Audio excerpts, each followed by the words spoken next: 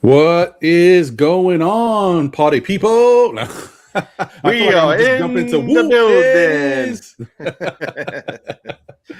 What's happening? What's happening, brother? I'm good.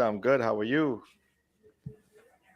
Everything's good. I can't complain, man. I think I'm doing pretty well, man. I can't complain, bro. Hey, it was 60 degrees in New York. Right. Once that weather starts to change, everything lightens up around here. Facts. I mean, when I have this warm weather, I'll be thinking about having a chicken parmesan.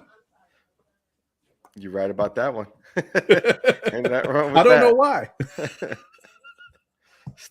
I'm thinking more about ices than anything else, and I'm trying to eat. Oh, I hear you. Yeah. I'm thinking those Italian ices. Yeah, man. Back in the day when we were young, those Italian ices hit the spot, bro. But I used to like different places you could get like the bubble gum, you could get like the chocolate, you could get chocolate chip. I got a sweet tooth, B. No, I hear that. Yeah, I loved it when the piragua carts used to come around. Oh, the piragua. Oh man, well, you know how it is, man. Cherry, crema, coco. What? Yo, don't get me started, B. I'm ready. Yeah, that was the joint, man.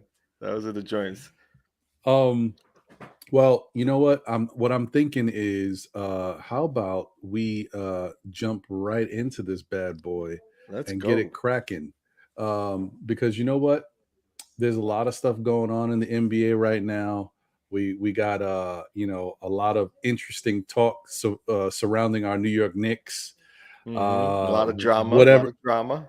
Yeah. Whatever it is, it's always got to be something going on, man. Ain't never a dull moment over there. Hey.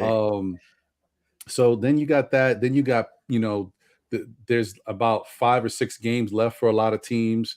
So things are really rounding into form, rounding into shape. Right. Teams are staking their claims. Rookies are stepping up or should I say young players are stepping up for teams with their stars being out. There's a lot going on, man. It's an exciting time. So I'm looking forward to chopping it up with you, brother. Yeah, let's do it. All right. All right. You know how I do it. Okay. So being that we're close to the playoffs now, and it's a very different situation, I would say let's focus on what this 1 through 10 looks like. Taking a page from you from last week or so. I like that, John, because we're at that point now where things are starting to look a little different, right? Yeah. So, starting off, numero uno is the Miami Heat, which I'm kind of surprised that no one's been able to catch the Miami Heat because the Miami Heat have left the door open, but they're still in first place in the East. It flopped 2 days ago. Oh, two games ago, saying. Boston was number 1. It's surprising, bro. I don't know how they're holding on, bro. Yeah. Some of these teams are really missing out on opportunities, bro. It's crazy. Yeah. So, Miami, I know. Dropped. Dude, but you know what's helping them? They did win their last 2. They're 49-28 that's the overall record, but they're 5-5 in their last 10. So definitely there was a shot for people to make up some ground. True that. And what do you think about because I got to see a little of the highlights from the Miami Heat game. Was it versus Boston? Yeah, it was versus Boston, I believe, yesterday. And let me tell you, man, these role players, yo, what are they doing over there? Like these guys come in, they shoot and they play defense. Like, how does he find these guys? They're just ready, man. They're just ready athletes, man. NBA ready athletes. Yo, it's crazy. And they're pulling from the G League too. That's the Yo, their interesting scouting system must be magnifique over there, bro. Like, what are they doing? It's interesting because by like around close to 2 weeks ago, they had the big argument, right? It was like in front stage. People were like, well, that's unlike the Miami Heat to kind of display that in front of everyone. And then they went through a bumpy road, and then they sort of, fixed that up, got through that portion of it, and now they're like you said, they found a way to get back on top of the leaderboard. So let's see if they stay there. I mean, there's only, like you said, 5 games left for a lot of teams. It depends on everyone's schedule. But yeah, Miami's going to be right there, 1, 2, or 3, depending on how this all falls into place. Yeah, let me see, because I am curious, being that you brought that up. I want to see what they got going on. Miami's next. Oh man, I hate when you go to NBA.com and it goes into the next month and you got to flip the page. Okay, here we go. So they've got Toronto on Sunday. I think there might be a game before that. Hold on. Sorry. My apologies. No, that's what it looks like. Saturday, April 2nd. Okay, so Saturday, April 2nd, Miami plays the Bulls. That's a big game. That's a big game. Mm-hmm. Then Sunday, they've got Toronto. Toronto's been hot. I mean, they're not catching anybody, but that's a tough game for Miami. You don't know what can happen. Right. Then they've got Charlotte, who is still like, I think they're okay, but they want to solidify their position and make sure they don't have to watch their backs. So that's an interesting game. Then they've got Miami versus Atlanta. Right. So this is no cakewalk. It isn't, because Charlotte's only a game over the Hawks right now. They only have one game over the Hawks. So they could either be in 10th position or 9th position. And that would, I don't know if that's much of a difference, because they will be. Oh, and actually, you know what? It's not even a game anymore. It's a half a game now. A half game. Oh, look at that. So, yeah. And then they wrap up the season against Orlando. So, I guess they'll be okay once they get there. But right. So this is interesting, man. Being the fact that Miami is in first place, but Milwaukee's a game back. Philadelphia is 2 games back. Boston's 2 games back. There could be some shifting. They could. I mean, like I said, it was just like a couple of days ago where Boston was in that top spot, and they had pulled ahead of everyone by probably a half game, and then again they lost 2 in a row, so that took them right out of there. But anything can happen between those top 4 teams. Yeah, man, I agree with you on that. This is going to be interesting. So then, that brings us to the Milwaukee Bucks, who are 47-28. They have won 7 of their last 10. They're 7-3, and they won their last game that they played. And if we take a look at what they've got coming up, since this is coming down to the wire, this is really interesting. Right. Their schedule looks like the Bucks. All right, so they're playing Brooklyn tonight. Right. That's an interesting game. It's currently 45-39, so they're losing at the moment. But obviously, it's early. That can turn around. Are they playing at home or they're playing in Brooklyn? They're playing in Brooklyn. In Brooklyn, okay. And Kyrie still hasn't been. And Kyrie's playing, of course. He is. New rule. Oh, now it's open. Okay. Yeah. Cool. I don't think we've talked about that. I forgot about that. You know what? Because I think this is the first time we're getting to see him play at home. Okay. That's going to be interesting. That's almost a statement game for them, I want to say. At least for Kyrie, he wants to show that they, with him, they could have been winning more games and be in a different position. So that's going to be interesting tonight. Definitely is. Definitely is. They have on Friday they've got the Clippers. That could PG13 they is could back. win that. However, Paul George is back, and you know what? I mean, the fact that he is back really does give them a little shot in the arm.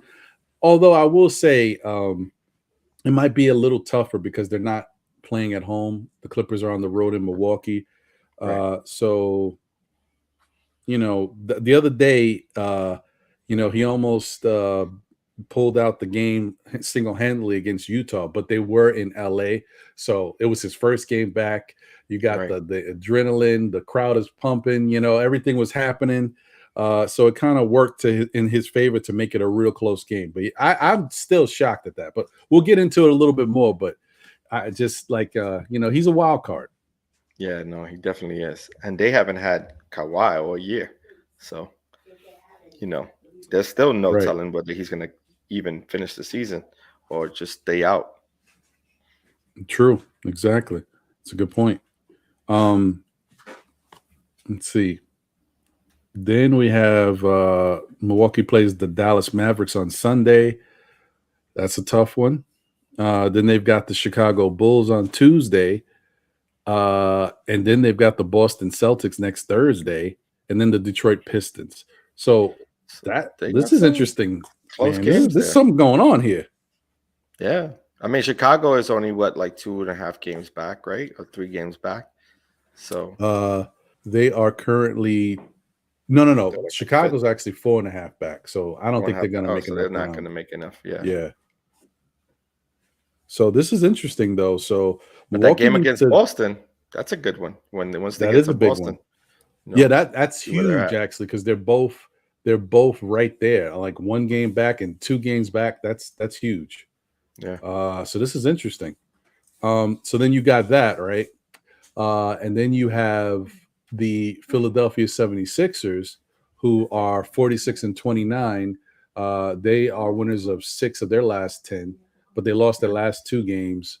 And I think their schedule has to another situation where this could be interesting too. If any one of those top 4 teams are playing each other towards the back end of the season, it's going to be something depending on where they're at in the standings. It's going to be a meaningful game. And so tonight, Philadelphia is playing Detroit as we speak. They're up 54-50. But Detroit is not a gimme. Like if Detroit has a hot night, you're in for a lot. Right. So that's not a out of the realm of possibility that they can lose that game. They got to play to win. Right. Then they've got on Sunday they've got the Cleveland Cavaliers. I'm sorry, Saturday they've got the Charlotte Hornets. Okay. Sunday they've got Cleveland. Next Tuesday they've got Indiana. They could win that. And then Thursday they've got Toronto. Wow. And then who they end with? It looks like they end with. Wait, hold on. Looks like they end with Indiana and Detroit. Oh, so they have the more favorable schedule going down the stretch. They do actually. So because none of the teams that they're playing are, 1 through 4 right now, or 1 through 5 even. So they're sort of playing teams that are, a little bit beneath them. Although the Cleveland game and Charlotte games are games that, it's going to be interesting to watch, but they should be able to handle those teams. So with being 2 games back, I mean, I think Philadelphia is in a prime position to make a move to absolutely. the top. Yeah, easy. Yeah, right. Exactly. But then we got one more team at the top that we got to look at, and that's the Boston Celtics, who are 47-30. They're winners of 7 of their last 10. They lost their last 2 games. These were tough losses. That last night's game was a tough one. But they might have a favorable schedule. Let's see what their schedule is looking like, because This schedules, I don't know. It's crazy how when they make these schedules early, they all come down to the wire, and it's real interesting. Yeah. So Friday they've got the Indiana Pacers. Winnable. Sunday they've got the Washington Wizards. Winnable. Next Wednesday they've got the Chicago Bulls. Thursday is the back-to-back. They've got the Milwaukee Bucks. And then their last game is against the Memphis Grizzlies. Ooh, yeah. That's tough. Those last three games are rough. The last 3 games are tough for them. Yeah. Oh boy. Yeah. Wow. This is interesting. Man. Yeah. So right now with those top 4 teams, you have to look at the 76ers with the most favorable schedule. Yeah, I think the 76ers might have a shot to really it's in the cards for them to, if they play well and play smart. Right. They could definitely get into first place. Because I'm not saying that, it's automatic that the top team is going to lose, but it's just tough matchups. Mm-hmm. Yeah, no, I agree with you. So then after Boston, in the 5th spot, we got the Chicago Bulls, who are 44-32. They have lost 6 of their last 10. They won their last game, but they've lost 6 of their last 10. They've still been, reeling and struggling. We saw them recently play the Knicks, and the Knicks were able to pull out a victory against them. Like, Chicago is really hurting without, this kid, Ayo Dosunmu, I think I said that wrong, but you know what I mean. He's been playing well, but he's no Lonzo Ball. Right. He's a good fill-in, but it's different. Yeah, he's no Lonzo Ball. They're playing sort of undersized over there as well. It almost seems like they're not playing, to their strengths right now. And asking for Levine and DeMar to take a lot of they're taking the brunt hit, right? Because they're playing off of them, which they've done all year, but without the depth, they're stuck sort of playing heavy minutes down the stretch, and they haven't been able to put it together defensively either. So if they were smart, I would play off of Vucevic a lot more than they have been. But that's Billy Donovan.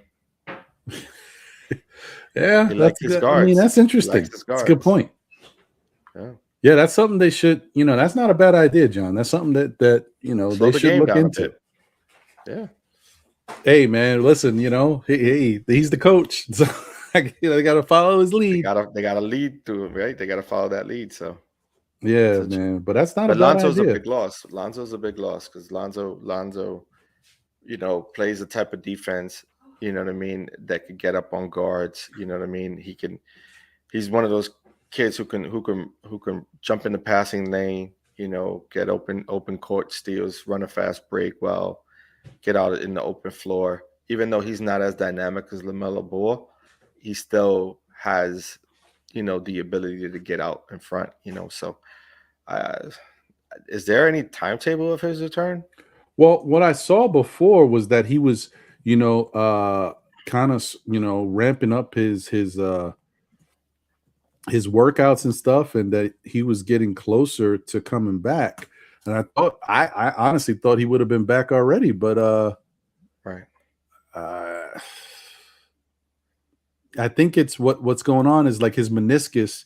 He's got a couple issues with the healing around it, because technically he might have been able to be back by now, but there's been something going on with his knee internally, so they've been it's been kind of delaying his timetable. They're trying to be cautious with his return. Of course, more importantly is that he makes it healthy back in time for the playoffs. You know what I mean? He doesn't necessarily need to get out there early and then, mess something up. So let's see. Yeah, it looks like as of the 28th, a couple days ago, just said Lonzo has been doing very, very low impact work as he continues to rest his ailing knee in the rehab process. That's per Billy Donovan. So, yeah, I don't know. Yeah. Hopefully they get him back, for the playoff run, but yeah, you can never tell. The meniscus is hard. It's not the easiest of injuries to come back from. Right. Yeah, Yeah, it looks kind of tough, man. yeah. So they're dealing with that, and it obviously has been affecting them. They kind of lost that. They had a really good mojo going on before. DeRozan was carrying the load and shouldering a lot of the responsibilities, but I think he's got a little burned out, got a little tired. And so now it's like, who do you point to? AO is doing a good job, but he's he's a young player. He doesn't know all the ins and outs of the NBA game, and he's never been in this type of position before. Really, honestly, I'm surprised that Zach Levine hasn't stepped up, because Zach Levine was the point guard from Minnesota. He ran that point, even though he's more of a shooting guard. Like, you would think you'd see a little bit more from him. They've got Caruso as the backup. Caruso was the point guard in LA. As LeBron got there, his role started to change a little bit. But like, there's certain things, like they got players that can do certain things, and I'm surprised they're not leaning on them to do more of it. Maybe it's how Billy Donovan runs his offense. I don't know.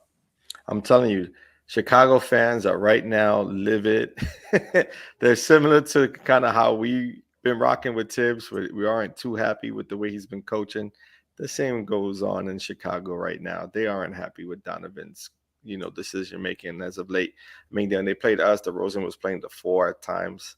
It's like, how do you have him playing the 4? He's so undersized. You know what I mean? Right.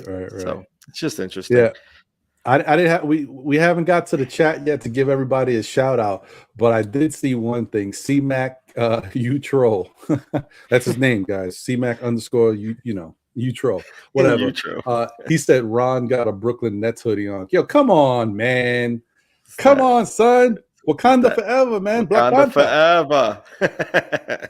We don't do that over here, man. That's right. Let them know. Let them know. Come on now.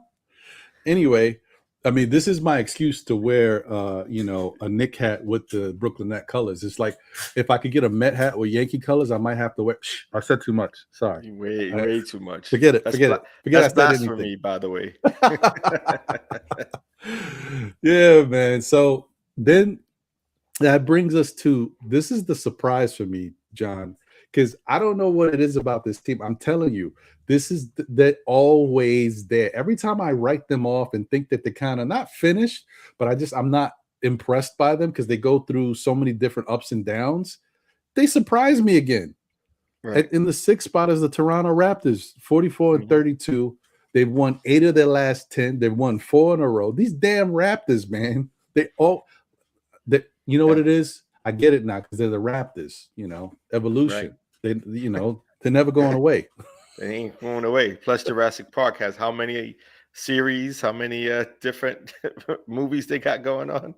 You know what I mean? Like, geez, okay, I get it. But yeah, man, they're a well-balanced team, man, and they're coached well, and they're gonna be right in the mix, man.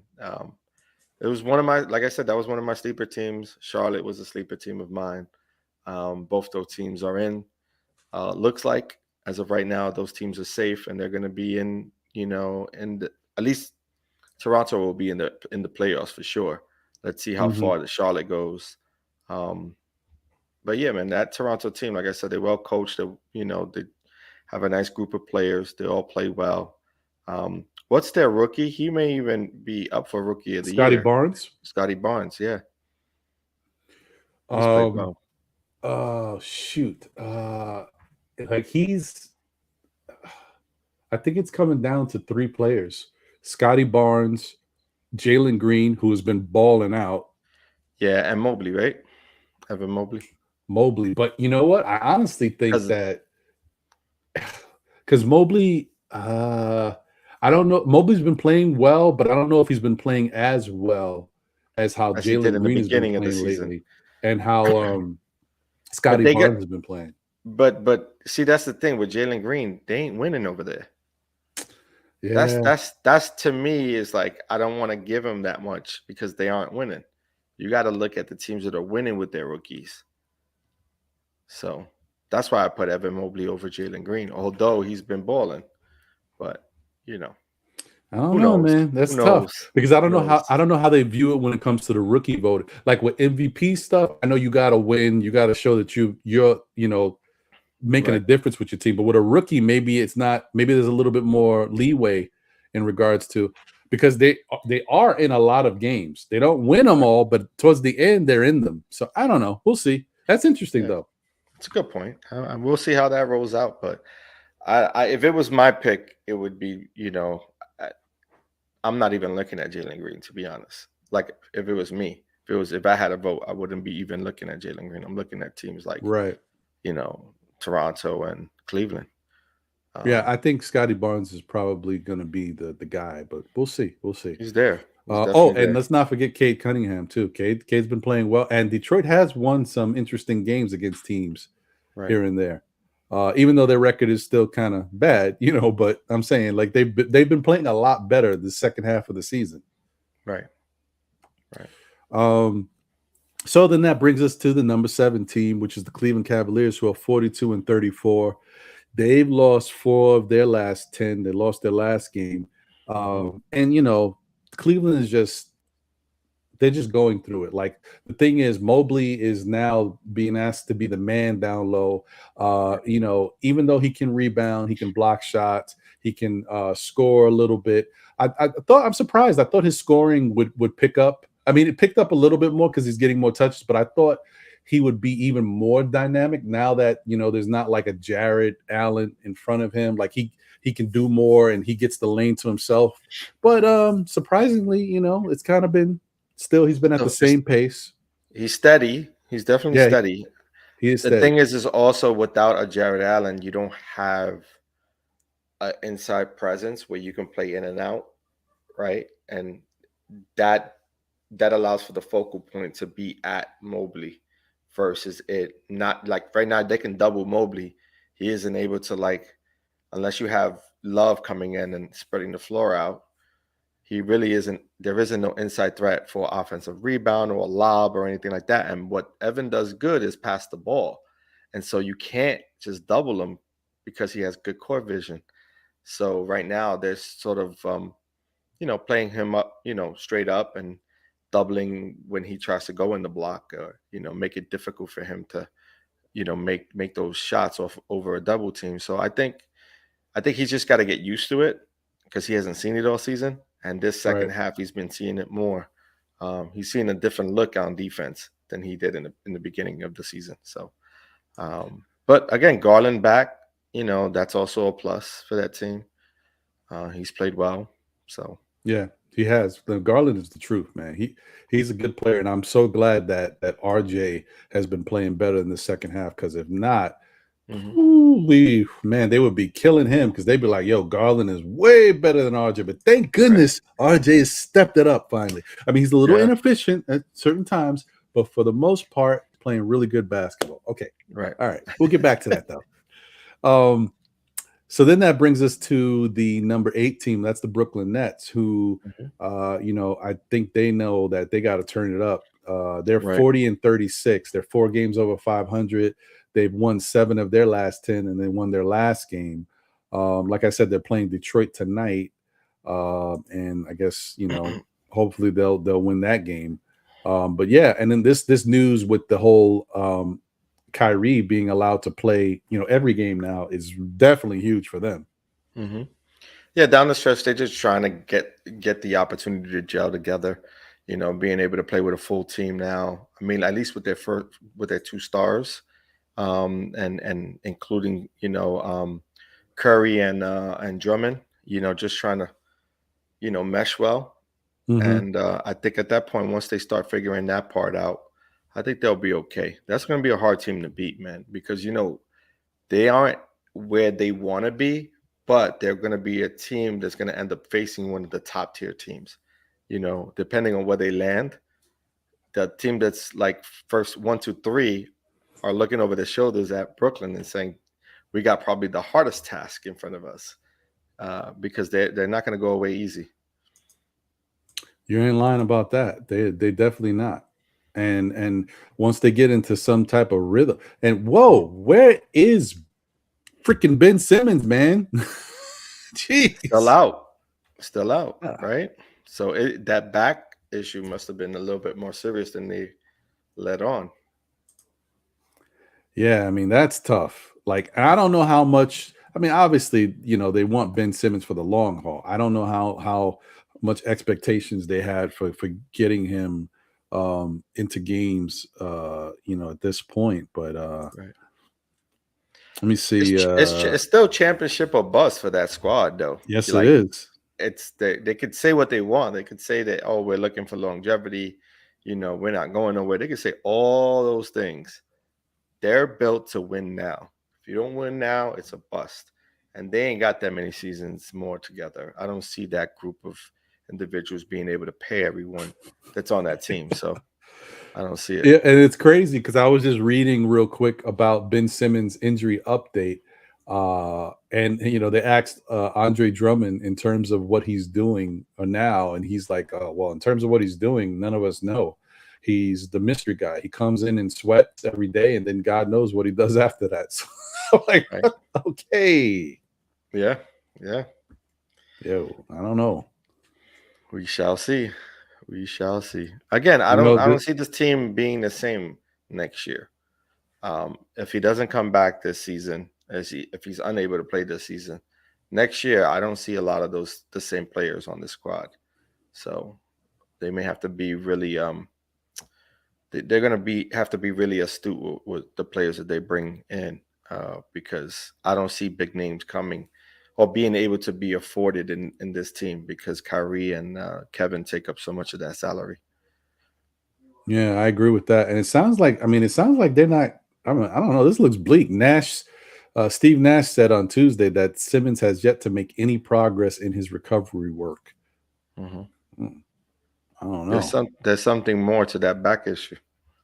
So, wow, yeah. So without Ben Simmons, this team ain't going nowhere because they're not that good. They can win games, but they're not like the Brooklyn Nets ain't scaring anybody at the moment. That's what I'm saying. When you right. have Kyrie and Durant now trying to build with Curry and with Drummond and LaMarcus, they may even give Griffin some more burn. But with the guys, with the core groups, Brown and all of them, once they start to gel and figure out what they want to do defensively, because that's their Achilles heel. Their Achilles heel is that they don't play hard enough defense. They don't play a consistent enough D for 4 quarters. So they're gonna have to outscore you, but they can outscore you. You know what I mean? With those two guys alone, they can outscore you. Right. Yeah, that's the one. Yeah, I'm also thinking about who's another player that I haven't heard mentioned, Cam Thomas. Cam Thomas, is he even playing? Yeah, like for Brooklyn. He remember when he hit those big shots when they came back from the 25-point lead that we had, and he was pivotal for them in that fourth quarter. He's been out hurt too. Right, but he was also not a main play. Yeah, but I'm just thinking like they need everybody they can get right now. You know what I mean? I got you. So we'll see. I don't know. So then, that brings us to another one of the hottest teams in the East, which I'm still shocked. And this points to you always saying something about this team, dude. I don't get it, man. They're so Jekyll and Hyde. It's crazy. The Charlotte Hornets, 40-37, and winners of 8 of their last 10. Charlotte is wild. That was man. a flip-flop, right? Because 2 weeks ago they were going the opposite direction. So I don't know. Weird, I don't know. I can't put if there was ever a team, there's 2 teams that are funky to me. Toronto is funky because every time I think they're falling apart, they turn it around. Right. And then Jekyll and Hyde team of the NBA has to be Charlotte. They are so up and down, bro. It's crazy. But you know what's interesting between those 2 teams? Like I said, those are the teams that I call as my dark horse teams. I wish my New York Knicks would have been playing somewhat to that level this year. You know what I mean? Because we would have been, prying for something. We would have been looking for something in the playoffs. We would have been looking for this. We would have had stretches where we won 8 out of the last 10 games. You get what I'm saying? And we haven't had that all season. I think the most wins we had in a row was the last swing that we had of 4 wins in a row. We haven't had I think any this of that. ties our most wins of the season. If not, it is the biggest win streak. Which is crazy because that's not what we expected to begin the season. We thought that we were going to be in line for a playoff push. I would say the only team that I did not expect to make the top 10 would have been the Cleveland Cavaliers. So in my eyes, they have our spot. Had we played up to what we needed to play up to, we would have been in that position. But we haven't this entire season. So they're in and we're out. That's how I'm looking at it. Hey, man, it's true. It's what it is. And then, then we get to the Atlanta Hawks, who are 39-37. They are winners of 7 of their last 10. They won 3 in a row. And I was just looking at them. They're playing Cleveland tonight, and they're up 63-50 going into 56 seconds left before the half. Yeah, they gotta win. Man. They win this one and it's over for. There's no coming back. Like that, they solidify the 10th spot after this game. They gotta win tonight though to solidify that 10th spot. But I think if they don't get it tonight, they'll get it sooner or later. Yeah, I could see that. And I don't want to say. All I can really point to with Atlanta is just that they're all playing good team basketball. There's nobody really doing anything extraordinary. We've seen bigger and better games when they were losing from Trey. So he's playing well, but I'm saying he's not like doing what he was doing before. They're just other guys are stepping up. Hurd has been contributing. He's been, getting his points. But Bogey's been doing well too. But he's been doing well. Hunter's been playing really good defense. And I think they've been getting good contributions from Capella and the backup guy. I always forget his name. So, right, and Collins isn't back yet either, right? No, Collins is not. No, right. So they could get a boost to their team if he gets back, and is able to contribute some at the back end of their season. I would like to see that team at least, at full strength going into the playoffs. Just to see if they're for real or not, because I know last year they made it to the semifinals. It would be interesting to see them at full strength this year to see if it's real or not. You know what I mean? But I agree with you. That would definitely be interesting. So I want to do a quick little rundown of the West, not as in depth as what we did with the East. But before we get to that, I think now is a really good time to get into our Bismarcky Player of the Week. What do you think? Who do we have? Who's on? Who's that guy today?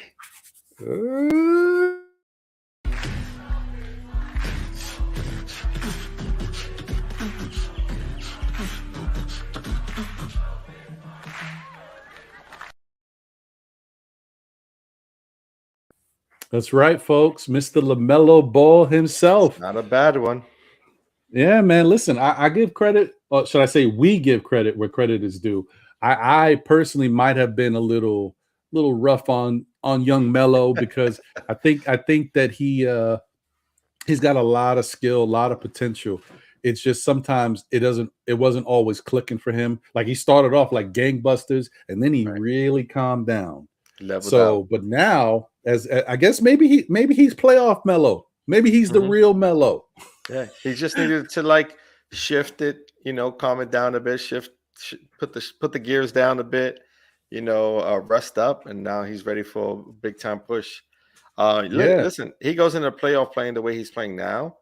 He can make a nice mark for himself in the NBA because that's basically where stardom comes from. If you play well in the playoffs, you get all the accolades and all the endorsements. So maybe that's the one thing I do like about Melo's game is that it's fluid. Like he's almost fluidity in motion. He has a nice touch from, and I'm not saying from deep or anything, but like his runner is super smooth. It always looks like it's going to drop. He's got an interesting mid range. I like this kid. Yeah, no, I mean, listen, You got to give him credit for stepping up at the right time. They need him over there, and he's been doing his thing, man. Like, if you just listen to his last few games, 20 points, 22 points, 33 points, 21 points, 32 points, and so on and so forth in the last 10 games. Last game he had 15 assists. The game before that, 11, 9. Couple fives in there, but then 9, 7, 11. Let's do this. While you run down those stats, let's look at some of those highlights to see what you're talking about. Why not? Let's throw some of those up there. What we talking about? The thing about LaMelo is, man, when he got that clicker. Don't forget. Don't sleep. Oh, bang! Look at that. Woo-wee. Yeah, if you step away from him, he'll knock him down. He definitely knock him down. He gets hot quick. Mm-hmm.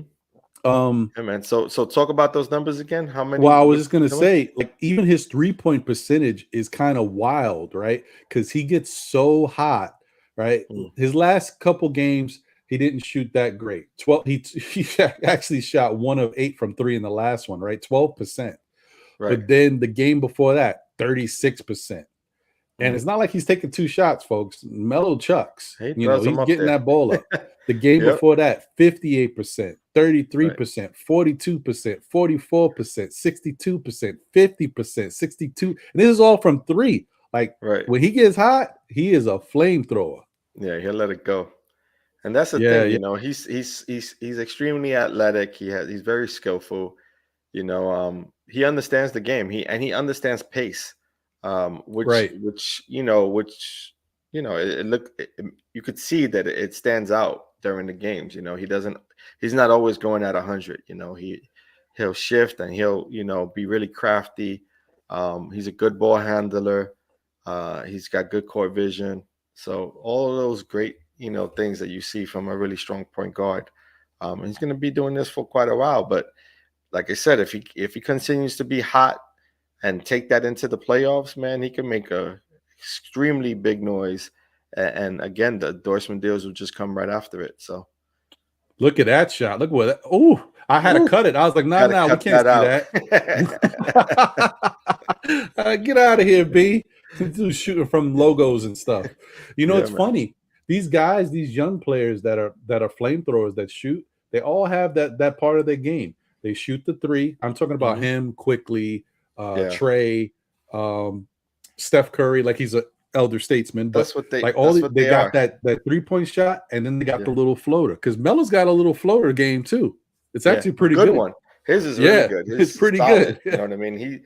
And because of his length, it looks like it belongs. When you look at Quickly's, it's almost like he's pushing it up, even though his drops at times, but it doesn't seem as fluid as LaMelo's. LaMelo's is really fluid, and it may be something to do with, his height. I think he's probably a little taller. Right, exactly. And shout out to the chat once again. I see Oroku Saki noticed that Bismarck is spelt with an IE. Yeah, as the Podfather Sim said from Nothing But Knicks, it's a play on his name. It's Bismarck, like the marquee player of the week, and it's Bismarck. You see what we did there? Come on, man. Yeah, man. Yeah, it's okay. It's all right. It's okay. So yeah, that's our Bismarck player of the week. Shout out to LaMelo Ball for stepping up and doing his thing. He's a young player. He's going to continue to get better. And as he really figures out the league and comes into his own, I mean, look out. He's not even in his prime yet. So who knows what he's going to be when he gets to that point. Yeah, for sure. Yeah. And he's he's only a couple of seasons in, man. He's just going to mature and going to get stronger. I don't necessarily know if he's going to get faster, but he's going to get stronger. He's going to get better with his IQ and his understanding of the game. And it's going to be something to see. Now, that's a kid. When I look at how people praise Doncic, you get what I'm saying? When you look at Doncic and how they praise Doncic, I could see LaMelo being way, I don't know, a little better than that. Yeah. No, you're right. Listen, it's very interesting. So let's just run down this top 10 teams in the West quick, and then we can kind of key on some of these play-in teams as to where they're at right now. So number one is the Phoenix Suns out west. They're 62-14, 9-1 in their last 10. They've won 9 in a row. They're the best team ever. I mean, it is what it is. They just tied their franchise record, 62 wins last night. So Phoenix is a beast, bro. I'll run down and then I'll get your takes on it. Yeah. Memphis Grizzlies, 54-23. They've won 9 of their last 10. They've won 6 in a row. Dallas Mavericks are 48-29. They've won 7 of their last 10. They've won 3 in a row. Golden State Warriors are 48-29. They have lost 7 of their last 10. They've lost 4 in a row. Mm-hmm. Denver Nuggets are 46-31. They've won 6 of their last 10, and they've won 3 in a row. Utah Jazz are 45-31. They have lost 6 of their last 10 and lost 5 in a row. Minnesota is 43-34. They are 5-5 in their last 10, and they've lost 2 in a row. The Clippers are 37-39. They've lost 7 of their last 10, but they won their last game. The Pelicans are 33-43 in the 9th spot, and they have won 6 of their last 10, and they've won 2 in a row. And then lastly, in the 10th spot still, I don't even know how. I mean, they've been dropping. I don't even know how they're still in the top 10, is the Los Angeles Lakers, 31-44 record. They've lost 7 of their last 10, and they've lost 3 in a row. What do you think about what's going on in the West right now? The biggest take for me is how Golden State looks like a completely different team without Stephon Curry. So that's a big one. And then the Los Angeles Lakers, it looks like they're just probably going to get overtaken by the San Antonio Spurs, who are in the 11th spot and only a half game back. Yeah, it is looking that way, man. You ain't lying, bro. The Lakers are just, struggling. LeBron has gotten hurt again. He tweaked something. So without LeBron, no Anthony Davis, blah, blah, blah. The list goes. I mean, I don't know what they got over there. I don't think they can do anything. They just got to. Yeah. It's going to happen in front of them. They are very similar to. They're going through a lot of what we are as Knicks fans. We're going to a very similar, unique season. A season that last year we were expected to come into the season with so much promise. The Lakers themselves were going into the season with so much promise, and it doesn't look like they're going to come out of the West. And they built out for this championship run. They actually made a concerted effort to get players there, and for whatever reason, it didn't work for them this year to play alongside LeBron. Us, on the other hand, we didn't make any real big moves other than the ones to start the season. And so, we faltered due to the lack of, good play and inconsistency all across the board. And so, that Laker team, looks a lot like ours. So, yeah, I could see San Antonio taking advantage of that and, fighting to get into that last play-in spot. I don't think they'll do anything, but I think they're, just making it for them is enough at this point. Yeah, no, I agree with you, bro. That's it's tough for them right now. I don't know what they can really do. They just got to deal with what's happening and try to come up with a plan for next season. Because even if they make it into the play-in, anywhere, they're not going nowhere. It's definitely not going nowhere. Yeah. Agreed. The same 22-year-old LeBron who could take it all. No, it's not. Himself. Even though he's done some remarkable stuff, man, for his age, still not it. Yeah, tough. It's tough. That's tough to carry that type of load, for too much longer, man. It's really tough. So I think that what's really interesting is that the Phoenix continues to be a buzzsaw, and they are hungry. Looks like they really want that chip, man. And I know people are going to say they're the favorites of the team to beat, even though the East it's got so many question marks. And then you still got, Memphis, Dallas, and Golden State, because something tells me, they'll get Curry back right in time when they need him. Those are 4 tough teams to deal with, and then whatever's going on in the East. So it's not like it's going to be a cakewalk. Yeah, it definitely ain't going to be a cakewalk.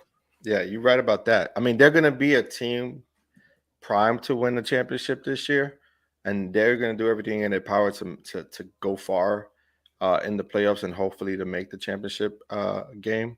But again, they still have a lot to prove. They haven't gotten there. They got there last year, lost the championship game. So it's going to be interesting to see, what kind of team do they, just flat out squash everybody, or if they're going to play in tough competition. Because I'll tell you one thing, if they run into the Warriors with a Curry on that squad, they don't want to see that. They ain't going to want to see that. That's Agreed. Just the God-honest truth. They ain't going to want to see that's the a Warriors tough team to mess around with. They could cook you, man, easy. Yeah, man. So speaking of young players, now I didn't add him to the thumbnail, folks, but you just brought up the Warriors. I want to touch on real quick. These guys right here that I'm about to mention are really special, young talent, and they've been stepping up while the stars of their team have been out. Numero uno, not to be outdone, but is Jordan Poole. Jordan Poole is a baller, man. I like this kid. I like him even more now. I've been hoping that somehow the Knicks will figure out a way to get him, but I don't think it's going to happen. He's too valuable. He's the new Clay to me. Yeah, now, maybe he's not as good of a 3-point shooter as Clay is, but as far as everything else he can do, this kid is dynamic. He's a baller. Yeah, he's definitely good. He doesn't have the same size that Clay holds either. Right. That's the thing, But Clay is just a different animal when healthy defensively. I think all the tools offensively he has, though, Jordan Poole. So I agree with you there. Yeah. So he's special. Definitely one to keep watching. Like he's in the next line of young stars. I think he's going to be a star in the NBA. Right. Keldon Johnson from the San Antonio Spurs. Like everybody highlights DeJounte Murray. I don't need to talk about him. You know what type of player he is. Right. but Keldon Johnson, man, last games like 23, 7-4, 21, 9-4, 21, 8, 26, 22, 34. Like Keldon Johnson has been balling. That is why I'm saying they have a nice two-headed monster playing out there. And that's why I'm saying, like, they may catch the Lakers. They're only a half game back. And if they could trump the Lakers, because the Lakers don't seem to be putting together wins together, you know what I mean, consistently. And all San Antonio has to do right now in the last 5 games is win 3 out of their last 5 games. And I'm almost sure that the Lakers will be out of it. I think you're right. I mean, any game that the Lakers win at this point is a miracle. So, I mean, they are free falling. So if you step up and win some good, you definitely could make a run. You could definitely make a run because San Antonio is only a half game back. Right there. And they're playing better than they have been this entire season. They're finally getting it together. Agreed. Then speaking of two-headed monsters, the other two-headed monster is in Memphis town. You're talking about getting Dylan Brooks back, who, I mean, he's a little older, but I still consider him a young player. And the fact that he's been out, getting him back at the right time, I mean, he's, dropping his 20 points, 21 points, 19, 21, 21 to go along with Desmond Bane, who has been 22, 25, 30. Like, this is like the type of stuff that's happening, 34, 25. Like, this is all while Ja is out. Like, without Ja, that team don't miss a beat. But here's the thing. It's great for Ja because he gets the rest, which he didn't have any rest the entire first half of the season. Now he can take it easy, rest up, get some shots in practice, come back 100%. Nothing dangerous than a John Morant at 100%. Right. I see. What I mean? Touch in the chat says Anthony Edwards. The only reason why, I mean, don't get me wrong, Anthony Edwards is playing really another basketball. Good player, considering he has a knee issue that he's recovering from, he's playing good basketball. But the only difference is, Karl Anthony Towns is there, Like in San Antonio, they don't really have anybody, so it's DeJounte and Keldon. But in Memphis, they've got Ja, but Ja's out, so these guys are stepping up, right? Mm-hmm. And then the same thing with the Warriors with Jordan Poole stepping up. And then lastly, I only wanted to touch on this guy, because Sacramento has no De'Aaron Fox right now. They've got no Domantas Sabonis, and they've been winning games here and there. And Davion Mitchell, which is the reason why they were able to trade Halliburton, 24 points, 21 points, 22 points, 25 points, 28. Like, he's been balling. Like, he's stepping up. Like, so these young guys, man, they're starting to do their thing, man. They're starting to do their thing. They want to solidify themselves this year for next year. They want to make sure they make a mark this year in hopes that next year they get a real good look and an opportunity, to play consistent minutes in the NBA. And that's the way you do it. You get your opportunity. You got to show and prove. That's basically how it goes. Well, listen, there's a lot to cover, but we got to go rapid fire because we're getting towards the end of our show. But before we get out of here, let's touch on a couple things. Like, for example, our NBA legend for this week.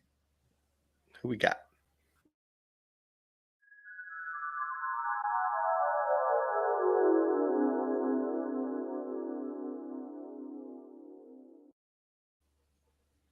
Rick Barry, certified killer from in the offense.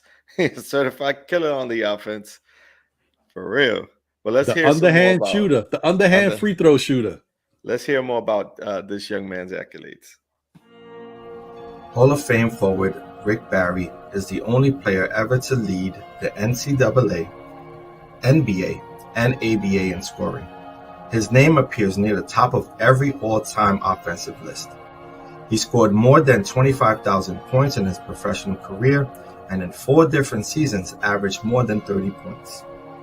He was named to 12 All-Star teams, 4 All-NBA first teams, and 5 All-ABA first teams.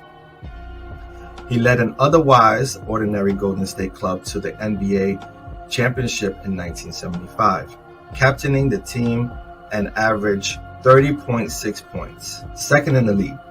When he left the game, Barry was 6th on the NBA ABA all-time scoring list with 25,279 points, and although his defense sometimes criticized for being less than intense, his 1,104 career steals ranked 10th.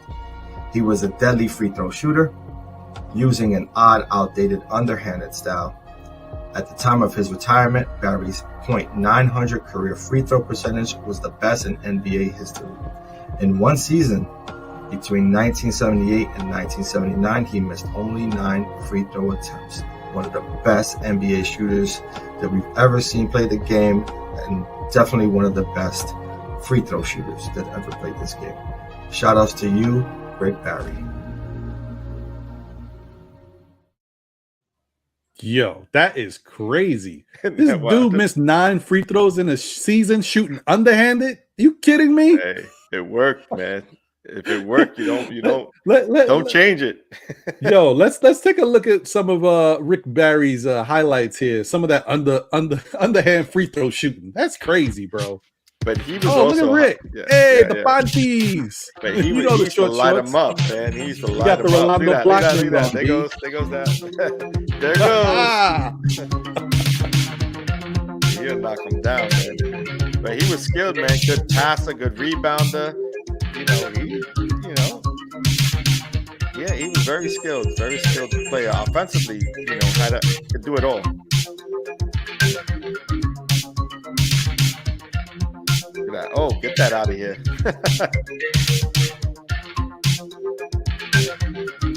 Rick Barry. And he had 2 sons that played in the NBA, right? So both John Barry and Brent Barry played in the NBA. Right. Right underneath. Yeah. And he recently had a birthday, right? Yeah, I think this is his birthday week. I think that's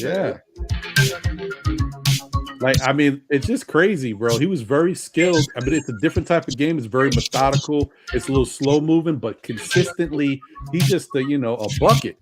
Oh yeah, he was a bucket getter. Definitely could shoot over anybody. But solid, smart, heady player. Like very smart, knew where to be. Look at that, good touch. Really good touch. Look at that. Oh, look at the little. Oh, the NBA was so different back in the day. NBA, ABA days. Oh, look at that pass. Look at that pass. Oh, man, black and white flow, but y'all don't hear me, though. Yeah, look at that. Bang. See, it was easy. It was easy for him. Sweet touch it's right cash money, bro. Cash money. Again, he played through the ABA time, the NBA. He's a top scorer for everybody. Top of that. Okay, Rick Barry. That's right. Our NBA legend, Mr. Rick Barry. Yeah, man. Salute to you, brother. Salute to you. Salute. Yeah, man.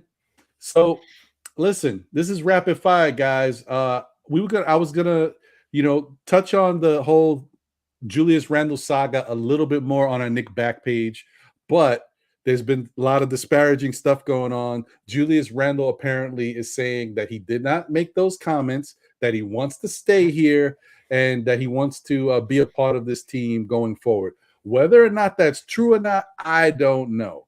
I still think that it doesn't matter to me. I've already voiced my opinion. I've said what I feel. I think that it's time for the Knicks to move on for other reasons. But we'll see what happens. I mean, what do you think, John, about what's going on with this? If false reporting has been done in the past, at the end of the day, if Randle wants to be a Knick, he has to prove himself to the fan base. He has to show and prove on the court, because we don't necessarily care what happens off the court. Like, that's his own personal business. I think when you're playing for a New York Knicks team on the court, you have to bring it every night. You have to prove to your fan base that you really want to be here and you want to partake in what the team is doing. You can't be continuing to go out and go out and play with these antics. You know what I mean? Or letting other team players and the referees and the fans get under your skin, because if you do that, if you allow that to happen, your time here isn't going to be spent, in good fashion. And so you want to be in the NBA, and you want to play for a New York Knicks franchise, and you want to help us win a championship. Come back next season or play out the rest of the season, but check your ego. You know what I mean? And if you say you don't have an ego, fix whatever it is that's going on internally. If it's something a little bit more serious than that, get the help that you need and come back the way you need to come back. Because at the end of the day, we as Knicks fans want to come, watch the games, and see good basketball play. And we don't want to see our players turning on each other, putting their head down, not playing aggressively, not in tune with the way the team wants to play. We want you to be a part of a squad, a part of a team, a winning team. And that is going to take complete effort on your part as well as his teammates' parts to keep him involved. That's all I really have to say, because as a person, I don't know him. You know what I mean? He could be an amazing individual. Again, I don't take anything from him and his family. Much love to them. But he has to be willing to change a few things if he wants to continue to play for the New York Knicks. I mean, I got nothing to say. John said everything that I would ever think to say at this point about what's going on with Julius Randle. Now, of course, I will talk a lot more about it on Saturday on the Still Knicks Fans Know the Ledge show at 11 a.m. That's this Saturday. But for right now, John nailed it. I don't got nothing to say about this, bro. Just say it. You said it all. I appreciate that. Well, listen. I will shout out the Knicks. They lost this last game to Charlotte. Some questionable decision making by Tibbs, I feel, as far as who he played out there, playing Alec Burks 41 plus minutes, whatever it was. And I think I know he was a little understaffed as far as players that he can choose from, but I still think he needed to think about it in a different way, maybe run a couple different scenarios, different sets, and his rotation should have been a little bit more open, because it just wasn't hitting last night. He made a couple of questionable decisions. You know, I don't know if it cost us the game or not, but it definitely didn't help. So but shout out to the Knicks for winning 4 in a row.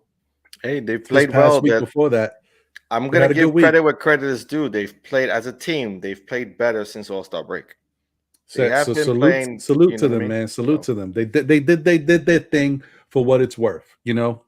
Kudos to the Knicks for playing good ball, you know, at this time when, you know, I know the season is pretty much done, but hey, listen, they're not phoning it in. They're playing, so they're trying. Yeah, and before we get out of here, just want to give a quick shout out, a little quick highlight video of PG13, Paul George's return. So let's just run a couple clips of Paul George. You know, this guy has been on the shelf for like 2 months, man, maybe 2.5. I don't even know how long it's been, but it's been like 2 months. This guy comes back. He's supposed to be on a minute restriction. Not only is he played 20 plus minutes, he drops 34 points and he almost pulled out the victory. I mean, come on, bro. He did pull out the victory. They did win. No. They lost. This was They lost against Utah again? Yeah, Utah won this one. Oh, okay. I thought they won this game. No. They lost. It was close though. They won. Utah won by 2 points, I think, something like that. Are you sure? Because Utah lost very sure 5 in a row. Because it was a little lucrative. Lost 5 in a row. No, I'm sure. Really? Wait, am I sure? I don't know. Maybe I'm bugging. Man. Yeah, I think you're bugging. Clippers won this game. Yeah, you're right. The Clippers did win this game. I am bugging. You bugging. Wow. He won this game. What's wrong with me, B? Because Utah lost 5 in a row. I told you guys, old age, man. Old age. It's a senior moment. Yeah, man. Look, while we're looking at these highlights, I give a shout out to everyone on the chat right now. Yeah. You know what? Let's hit them real quick. Howard Bent in the chat. Will Salkin, Tricky Nicky, Angel Torres, Manny Banks, Sherwin M, Keith Turner. If I already said that, Sherwin M again. Yeah, David L, Samuel, King Ribby, Max Galley, C_Mac Utro. You know who you are. Kept Giggles. Truth and Lies of the Philippines. Toch is in the building. Irvis Sula, Keyshawn. Who you see, John? Who you see? I see D Cool is 718. Dwayne Worldwide Herbert. Worldwide L's in the building. Quality Jumper. Mac Utro. Annuetti 25. Rose Foxy. Mike Boy. Yeah, boy. Who else? We got Max Galley in the building. The Public Enemy #1. Howard Bent in the building. Angel Torres. Manny Banks. Dwayne Freddie Hubbard. Obviously, nothing but Knicks is in the building. King Ribby RM. RW's in the building. Get life for life. Dan Marrero, Truth and Lies of the Philippines, as you mentioned before. I think that's pretty much it, guys. Edward Walker's in the building. Salute to you. Andrew K's in the building. Salute. If we didn't catch you, we're just trying to. Brother BKL Contreras, what's going on? Yeah. And then Jet Life for Life is in the building. So appreciate all of y'all. Thank y'all for tuning in. We got to run. We were cutting it close, but we hitting it hard and we out of here. And let me tell you something. One more thing.